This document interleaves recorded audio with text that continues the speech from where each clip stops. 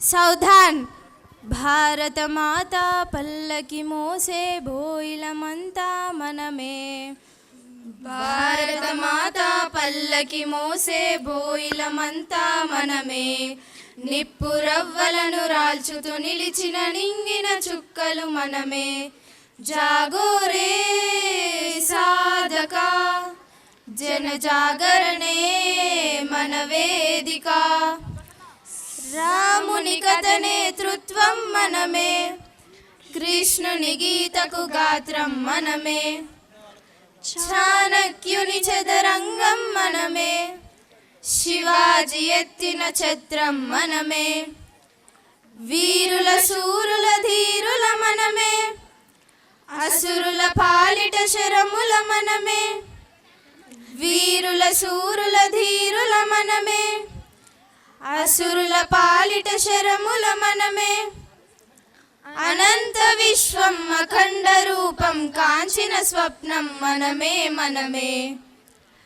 జాగోరే సాధక జన జాగరణే మన వేదిక. ధర్మధేను పాదాలం మనమే. కర్మ భూమి కనజాలం మనమే. సంస్కారం సంద్రాలం మనమే. సారస్వత సుమ గ్రంథం మనమే. సత్యం మనమే నిత్యం మనమే. సత్వం మనమే తత్వం మనమే. సత్యం మనమే నిత్యం మనమే. సత్వం మనమే తత్వం మనమే.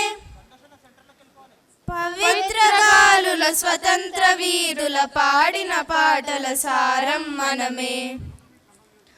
జాగోరే సాధక జన జాగరణే మన వేదిక. సజ్జన శక్తికి సాక్ష్యం మనమే. దుర్జన ముక్తికి మూలం మనమే. పరివర్తన పరమార్థం మనమే. ప్రపంచ శాంతికి దూతగా మనమే. భారతీయ ఆశా శ్వాస మనమే.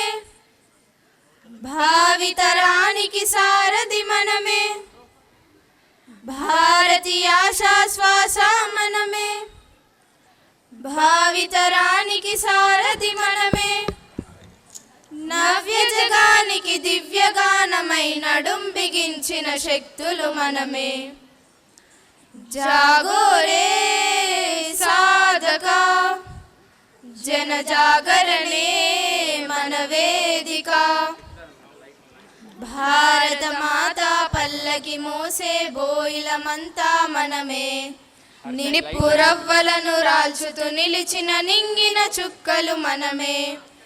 జాగోరే సాధక జన జాగరణే మన వేదిక. ధన్యవాదాలు. మన కార్యక్రమంలో చివరి అంశానికి వచ్చాము. ఘోష్, సీనియర్ ఘోష్. అదక్కడ చూసి తర్వాత వాయిద్యాలతో జనగణమన ఫ్లూట్తో వాదన చేస్తారు. అది కూడా అయినాక జనగణమైన అన్నాక వెళ్ళిపోదాం. మనం 15 నిమిషాల కార్యక్రమం ఉంది. ఇప్పుడు మనం ముందు 9వ క్లాస్ ఆడపిల్లలు నృత్యం చేశారు కదా, వాళ్ళందరూ కూడా డ్రెస్ మార్చుకుని వస్తున్నారు. ఆ వచ్చేలోపు కొన్ని విషయాలు మీ ముందు పంచుకునే ప్రయత్నం చేస్తాను. ఈ సంవత్సరం ప్రత్యేకించి ఇంతకుముందు వరకు 5వ క్లాస్ నుంచి ఘోష్ ఉండేది. ఈ సంవత్సరమే ఎల్కేజీ నుంచి కూడా మొదలుపెట్టాం. దానికి ప్రధానమైన కారణం టీచర్లకి చెప్పాను నేను. ఏంటంటే సైంటిఫిక్గా చూసినప్పుడు మానవ మేధస్సు అనేది మొదటి 5 సంవత్సరాల్లో 80% వరకు ఎదుగుదల ఉంటుంది. అంటే మనిషి ఎంత తెలివిగలవాడో ఆ తెలివితేటలు అనేవి మొదటి 5 సంవత్సరాల్లోనే తయారైపోతుంది. తర్వాత 8 సంవత్సరాల వరకు ఇంకొక 15% పెరుగుతుంది. అంటే చెప్పాలంటే 8 సంవత్సరాల లోపు పిల్లవాడికి అందాల్సిన మేధస్సు అంతా 95% అందుతుంది. 8 సంవత్సరాల తర్వాత చివరి శ్వాస వరకు మనం ఎంత ప్రయత్నించినా కూడా మన మేధస్సు పెరిగేది కేవలం 5%. మరి ఈ 8 సంవత్సరాల్లో మన మేధస్సు పెరగాలంటే ఏం చేయాలి? మేధో వికాసానికి సంబంధించిన కార్యక్రమాలు జరగాలి. ఆ విషయాన్ని మన అధ్యాపకులకు చెప్పినప్పుడు మీరంతా సహకరిస్తే మనం ఎల్కేజీ నుంచి కూడా ఘోష్ మొదలెట్టచ్చు. దాని ద్వారా ఇప్పుడు వైజ్ఞానిక భాషలో చెప్తూ ఉంటారు, left hemisphere of the brain, right hemisphere of the brain అనేది. ఎవరైతే రైట్ హ్యాండర్స్ ఉంటారో వాళ్ళకి left hemisphere of the brain అనేది యాక్టివ్గా ఉంటుంది. ఆ left hemisphere of the brain అనేది అది లాజిక్, కంప్యూటేషను, క్యాలిక్యులేషన్కి సంబంధించింది. అదేవిధంగా ఎవరైతే లెఫ్ట్ హ్యాండర్స్ ఉంటారో వాళ్ళకి right hemisphere of the brain activate అవుతుంది. Right hemisphere of the brain అనేది క్రియేటివిటీ, కంపాషనేట్, వీటికి సంబంధించిందనమాట. అందుగురించి ప్రతి వాళ్ళు కూడా రెండింటిని ఉపయోగించుకుంటే ఆ బ్రెయిన్ అనేది బ్యాలెన్స్ అవుతుంది. అందుకే మనం గనక క్రికెట్ అనే ఆట చూసినా, టెన్నిస్ చూసినా, బ్యాడ్మింటన్ చూసినా ఎడమ చేతి వాటం వాళ్ళు ఎవరైతే ఆడుతూ ఉంటారో వాళ్ళ ఆట చూసినప్పుడు చాలా నైపుణ్యంగా చూడదగ్గగా ఉంటుంది, చాలా క్రియేటివ్గా ఉంటుంది. రైట్ హ్యాండ్ ప్లేయర్ ఆట అంతా క్రియేటివ్గా ఉండదు. ఎందుకంటే లెఫ్ట్ హ్యాండ్ ప్లేయర్ యొక్క రైట్ బ్రెయిన్ యాక్టివ్ ఉంటుంది కాబట్టి దాంట్లో నైపుణ్యత కనిపిస్తుంది, క్రియేటివిటీ కనిపిస్తుంది.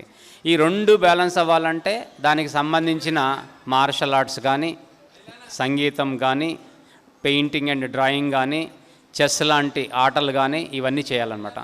అందుగురించే ఈ సంవత్సరం ఎల్కేజీ నుంచి మొదలెట్టినప్పుడు దాని ద్వారా మేధో వికాసం జరుగుతుంది, ఏకాగ్రత పెరుగుతుంది, పిల్లల్లో క్రమశిక్షణ కూడా పెరుగుతుందనే ఉద్దేశంతో వాళ్ళకి స్వరపాఠాల ద్వారా మొదలుపెట్టాము. వచ్చే సంవత్సరం ఆ పిల్లలతో కూడా వాళ్ళు ఏదైతే 4వ సంవత్సరం పిల్లలు 4వ తరగతి చదివే పిల్లలు బలిదాన్ అనే రచన, మనం ఏదైతే 75 సంవత్సరాల క్రితం ఒక దేశభక్తి పాట, ఆవో బచ్చో తుజే దికాయే జాతి హిందుస్థాన్కి, ఆ పాట మీ ముందు పాడటం జరిగింది. అదే పాటని, అట్లాంటి పాటల్ని వచ్చే సంవత్సరం చిన్నపిల్లలతో కూడా మధ్య మధ్యలో ఈ ఫిలప్స్ ద్వారా చేసే ప్రయత్నం చేద్దాం. అందుగురించి మీరు కూడా ఈ ఘోష్ అనేది అది సమయం వృధా కాదు. అది గనక మనం సరిగా ఉపయోగించుకుంటే 4 గంటలు చదివితే మనకి ఎంత విషయం అయితే అవగాహన వస్తుందో అంతే విషయాన్ని కేవలం గంట చదివి తెచ్చుకోవచ్చు. అది అలాంటిది ఏంటంటే ఏకాగ్రత కావాలంటే ఈ సంగీతం కానీ, మార్షల్ ఆర్ట్స్ కానీ, డాన్స్ కానీ, ఇలాంటి గేమ్స్ కానీ, కొన్ని రకాల గేమ్స్, డ్రాయింగ్ అండ్ పెయింటింగు, వీటి ద్వారా మనం పిల్లల్లో మేధో వికాసం చేయొచ్చు. అందుకని ప్రత్యేకించి ఎవరు అయితే పిల్లలైతే 5 సంవత్సరాల లోపు ఉన్నారో వాళ్ళకి వేరే భాషను మీరు నేర్పించే ప్రయత్నం కూడా చేయొచ్చు. ఎంత ఎక్కువ నేర్పగలుగుతామో వాళ్ళంత నేర్చుకుంటారు. మనం అనుకుంటాం చిన్నపిల్లలు నేర్చుకుంటారా అని. చిన్నపిల్లలు నేర్చుకోకపోవటం ఉండదు, మనం నేర్పకపోవటం మన తప్పు. ఇవాళ నేను పొద్దున తమ్ముడు కొడుకు ప్రచన్, 3వ కొడుకు, వాడితో మాట్లాడుతూ, ఏరా వార్షికోత్సవానికి వస్తున్నామంటే, పెదనాన్న రావటం కుదరట్లేదు, నాకు వాళ్ళ ఒక అపాయింట్మెంట్ ఉంది, 2 నెలల నుంచి ట్రై చేస్తా అంటే దొరికింది, కొండాపూర్లో ఉంది, కుదరకపోవచ్చు అని వాడు చెప్తూ వాడు ఒక మాట అన్నాడనమాట. పెదనాన్న చూస్తున్నారో వాళ్ళ జెన్జీ అంటే 2010 తర్వాత పుట్టిన వాళ్ళు, ఈ జనరేషన్ చూసినట్లయితే వాళ్ళ అన్నం తినాలన్నా టీవీ పెట్టాలి, లేకపోతే సెల్ ఫోన్ ఇవ్వాలి, లేకపోతే లేదు. కానీ మేము ఎప్పుడన్నా అడిగామా పెదనాన్న అని అడిగారు. అది మీరు అడిగారా అంటే అది మీ గొప్పదనం కాదురా, మిమ్మల్ని పెంచిన అమ్మా నాన్నల గొప్పదనం. పిల్లలకి పుట్టగానే వాళ్ళకైనా తెలుస్తుంది ఆ టీవీ చూడటం అనేది, తల్లిదండ్రులు ఇవ్వటమే కదా. వాళ్ళకి ఓపిక లేక తింటున్నారో లేదో తెలియక టీవీ పెట్టి తినిపించేస్తారు 5 నిమిషాల్లో పని అయిపోవాలని. వాళ్ళకి టీవీ చూడాలనే విషయం వాళ్ళకి తెలియదు కదా. మనం అలవాటు చేసాం. పిల్లల్ని మనం ఎలా మలుచుకుంటే వాళ్ళంతా మట్టి ముద్దలు అన్నమాట. మనం ఎట్లా మలుచుకుంటే వాళ్ళు అట్లా వస్తారు. అందుగురించి ప్రత్యేకించి 8 సంవత్సరాల లోపు ఎవరైతే ఇక్కడ తల్లిదండ్రులు ఉన్నారో మీ పిల్లలకి ఎన్ని ఎక్కువ విషయాలు నేర్పగలిగితే మీ పిల్లల మేధస్సు అంత పెరుగుతుంది. అందుకని టెలివిజన్ చూసే ప్రయత్నం రోజుకి అరగంట మించి వద్దు. ప్రత్యేకించి కార్టూన్ నెట్వర్క్ అనేది చాలా డేంజరస్. జపాన్లో రీసెర్చ్ చేసి 10 గంటలు మామూలు టీవీ చూస్తే ఎంత ఇదిగా కళ్ళు స్ట్రెయిన్ అవుతాయో 1 గంట కార్టూన్ నెట్వర్క్ చూస్తే అంత స్ట్రెయిన్ అవుతాయి అంటండి. ఇది నా మాట కాదు, సైంటిఫిక్గా ప్రూవెన్ రికార్డ్ ఇది. దానివల్ల మెదడు ఎదుగుదల ఉండదు, కంటి సమస్యలు కూడా వస్తాయి. అందుకని కార్టూన్ నెట్వర్క్ అనేది చాలా డేంజరస్. మామూలు టీవీ 10 గంటలు చూస్తే ఎంత ఇబ్బంది వస్తుందో కార్టూన్ నెట్వర్క్ 1 గంట చూస్తే అంత ఇబ్బంది. ఆపుకోపోతే కనీసం వారానికి 1 అరగంట చూపించండి, అంతేగాని అంత మామూలు టీవీ చూపించండి 1 అరగంట గంట. మన పిల్లల్ని మనం ఎంత ఇదిగా పెంచుకుంటామో దాని ద్వారా వాళ్ళ మేధో వికాసం జరుగుతుంది. తర్వాత భవిష్యత్తులో ఉపయోగపడి లాభం లేదు. 8 సంవత్సరాల వయసు దాటిందంటే జీవితాంతం ప్రయత్నించినా వాళ్ళ ఎదుగుదల కేవలం 5%. నేను ఫిజికల్ ఎదుగుదల అనట్లేదండి, మేధో ఎదుగుదల. అది మైండ్ గ్రోత్, బ్రెయిన్ గ్రోత్ అనేది. అందుకే మనం చూస్తాం. చిన్న ఉదాహరణ చెప్పి నేను ముగిస్తున్నాను. ఒక జంతువు ఉందనుకోండి, వాటి వయసు 15 సంవత్సరాలు ఇంచుమించు, అంటే మనిషి వయసులో 6 వంతో ఎంతో. కానీ ఆ జంతువు యొక్క చిన్న పిల్ల 6 నెలల నుంచి సంవత్సరం లోపు ఇంచుమించు తల్లి సమానంగా తయారవుతుంది. తల్లి అంత వచ్చేస్తుంది 1 సంవత్సరం 2 సంవత్సరాల్లో. కానీ మనిషి అంత పెరగడు. చూడండి, 3 సంవత్సరాల వరకు బుడి అడుగులే మనం చూసాం. ఇక్కడ 5 సంవత్సరాల వరకు కూడా పెరగరు. ఎందుకు పెరగరు? మనం పుట్టిన చిన్నపిల్లల్ని చూస్తే ఇక్కడ తల మీద చిన్న లొట్టలాగా ఉంటుంది, డిప్రెషన్ అంటాం. అక్కడ మెదడు ఉంటుంది. అది పెరగటానికి కొంత టైం పడుతుంది. దాన్ని పెరగాలంటే అందుకే చిన్నప్పుడు మన అమ్మమ్మలు, నాయనమ్మలు, వీళ్ళ అమ్మలు, వీళ్ళందరూ కూడా బాగా నెయ్యి వేసి ఫ్యాట్ వేసి పెంచేవారు. అది ఎదగాలంటే అది కావాలన్నమాట.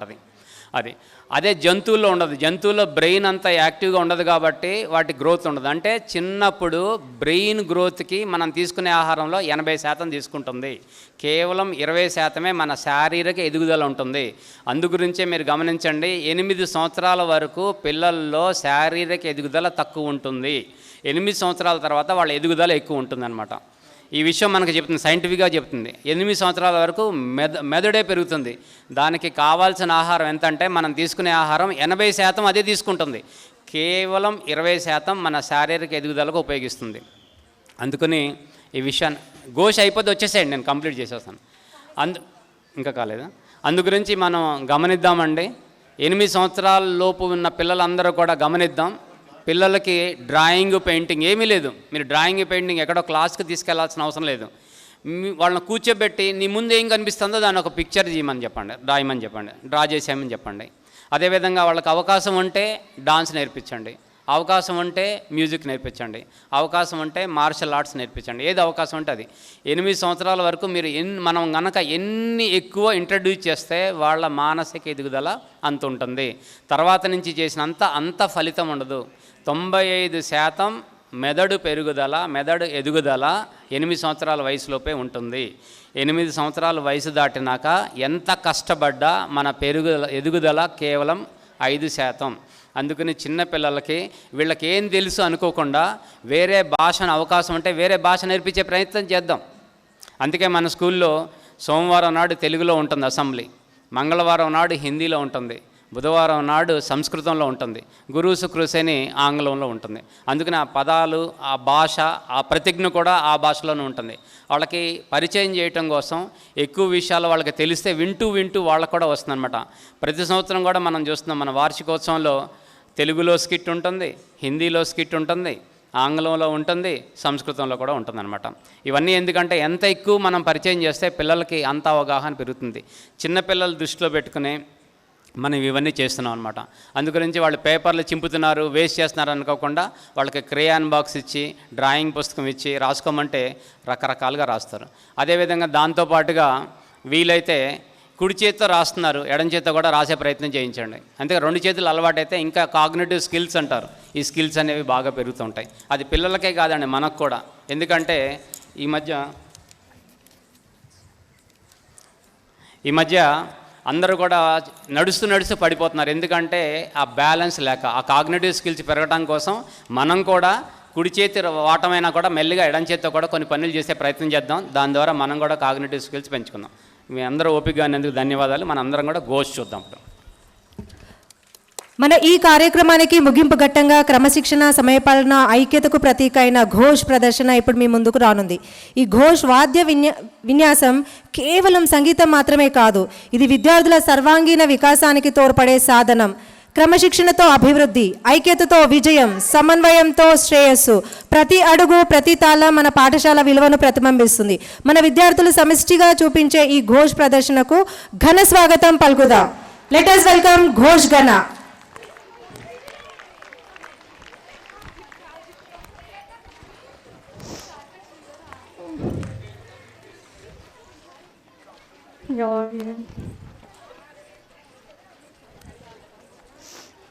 Thank you.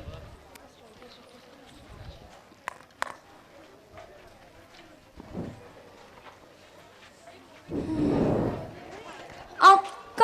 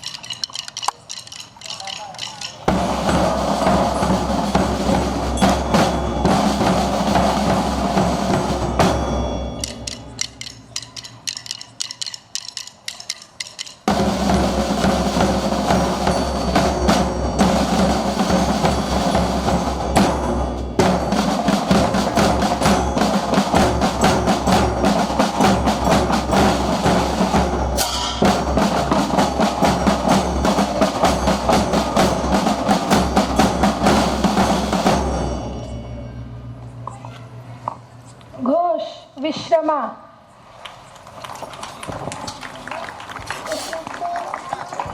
అభినందనలు విద్యార్థులారా. మీ ఘోష్ ప్రదర్శనలో కనిపించిన క్రమశిక్షణ, సమన్వయం, ఐక్యత నిజంగా అభినందనీయం. ప్రతి తాళం ఒక లక్ష్యాన్ని సూచించింది, ప్రతి అడుగు ఒక విలువను తెలియజేసింది. మన పాఠశాల యొక్క ఆత్మస్వరూపం మీ ప్రదర్శనలో స్పష్టంగా కనిపించింది. మీరు చూపిన సమిష్టి శ్రమ, పట్టుదల మనందరికీ గర్వకారణం. ఇలాగే క్రమశిక్షణతో ముందుకు సాగుతూ పాఠశాల, తల్లిదండ్రుల పేరు ప్రతిష్టలను మరింత ఉన్నత స్థాయికి తీసుకెళ్లాలని మనసారా ఆకాంక్షిస్తున్నాము.